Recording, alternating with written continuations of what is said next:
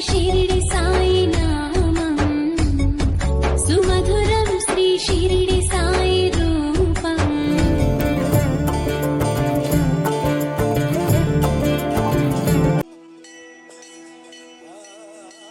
నీ ఆలోచనలకు సంకల్పాలకు నన్ను ఏకైక లక్ష్యంగా చేసుకుంటే నీవు పరమార్థాన్ని సాధించినట్లే.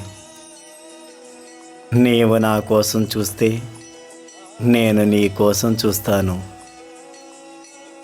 గురువుపై సంపూర్ణ విశ్వాసాన్ని కలిగి ఉండు. అది ఒక గొప్ప సాధన. సకల దేవతలు గురువే తప్ప వేరెవరో కాదు. మన దేవుడు సాయి శ్రీరాముడు, సాయి పరబ్రహ్మదాత, సాయి భగవంతా.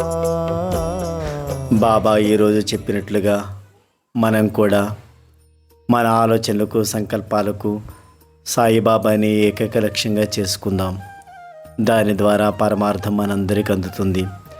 అదేవిధంగా బాబా నీవు నా వైపు చూస్తే నేను నీ వైపు చూస్తానన్నట్లుగా మనం బాబా కోసం చూస్తే బాబా మన కోసం ఎదురు చూస్తారు.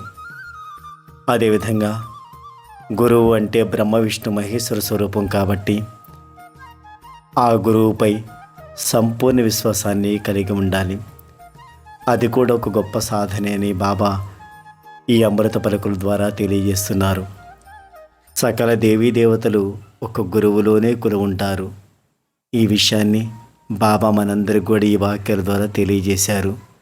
కాబట్టి మనందరికీ గురువు దైవం సమర్థ సద్గురువైన సాయినాథుడే. కాబట్టి బాబాను శరణి వేడి సాయి యొక్క కృపకు పాత్రలమవుదాం. జై సాయిరామ్.